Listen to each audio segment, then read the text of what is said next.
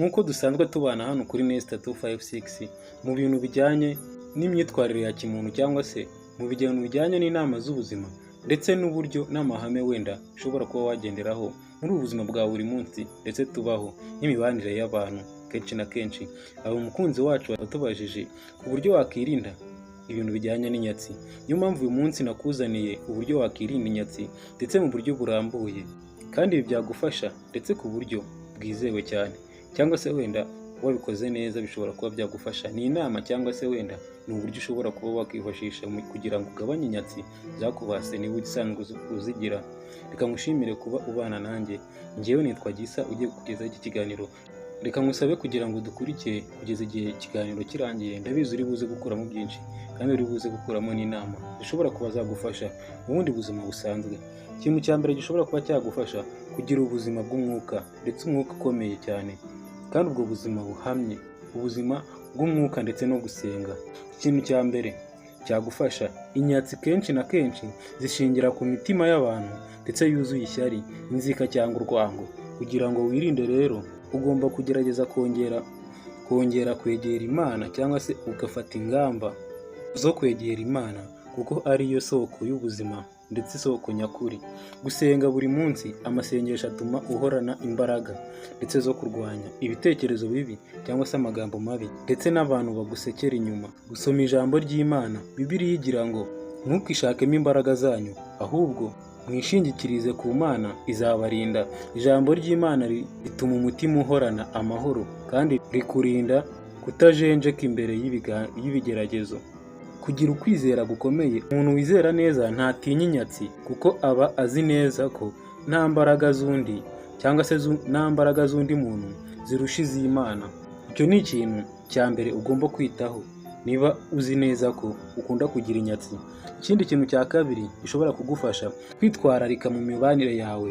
Inyatsi zigaragara cyane mu mibanire y'abantu, aho ishyari n'ubugambanyi ari byinshi cyangwa se ari byinshi.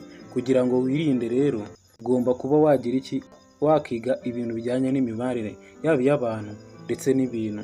Hitamo inshuti nziza, ntube hafi y'abantu baguseka cyangwa se bagusekera mu maso ariko bagera kure yawe bakagutuka bakakuvuga nabi.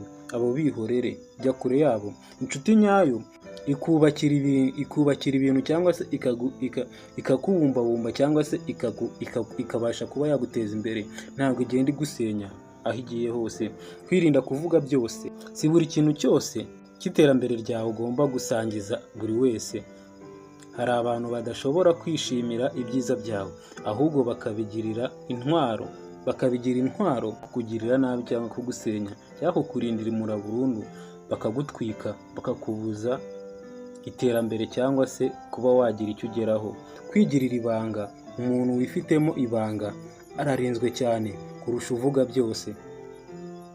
Ikindi kintu cya gatatu cyagufasha, imyitwarire myiza mu buzima. Ikindi kintu cya gatatu cyagufasha, inyatsi akenshi na kenshi zibonerwa aho habaye amakimbirane ndetse n'urwango. Ni ngombwa kugira imyitwarire ituma uticumuza cyangwa se ugacumurira ku bandi. Kubaha buri wese, nta mpamvu yo kugirana urwango ndetse n'abantu. Iyo ubanye neza n'abandi uba uciye inzira y'inyatsi. Kwiyoroshya, kwirinda kwishyira hejuru cyangwa se kuba wakicisha imbere y'abandi bugufi bituma ushimwa cyangwa se aho gusenywa. Bituma ushimagizwa aho kugira ngo usenywe.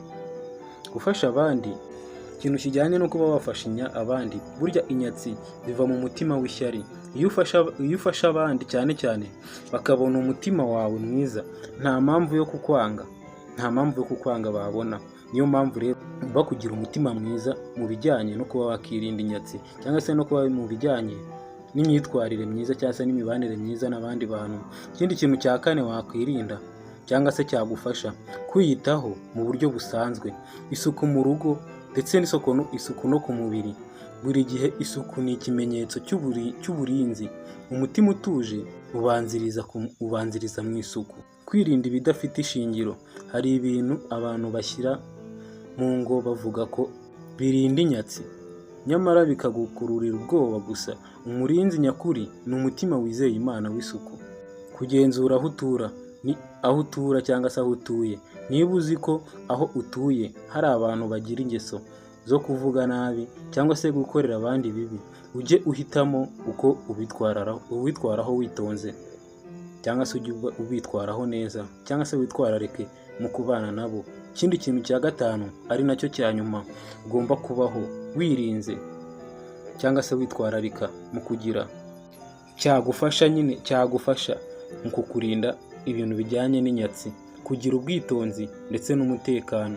Kujya ahantu hatizewe, inyatsi zishobora gukomoka ku mibanire cyangwa aho winjiriye hadakwiriye. Gutekereza mbere y'uko ufata icyemezo. Ntugakoreshe umujinya cyangwa se indangare, kuko yorohereza abandi kugusabira ibibi. Kwiringira Imana ariko ukarinda n'umubiri. Gusenga ni ingenzi, ariko no gufata ingamba mu buzima bwa buri munsi ni ngombwa, nko kurinda umutungo wawe, umutekano w'urugo ndetse n'imibereho yawe. Ibyo byose ni ngombwa ku buzima bwawe. Dore umwanzuro rero: kwirinda inyatsi bisaba ibintu bibiri by'ingenzi. Ikintu cya mbere bisaba kuba hafi y'Imana kugira ngo ikurinde cyangwa se igukingire.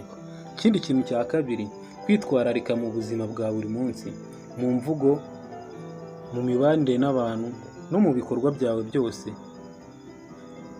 Iyo ibyo bintu bibiri bihujwe, inyatsi ntizagera aho zikugera cyangwa aho zigukora cyangwa zigufatira, kuko uba wubakiye uburinzi bwawe cyane cyane ku Mana no ku myitwarire myiza. Wakoze cyane kubana nanjye. Wumvaga yari Gisa hano kuri Nesta 256.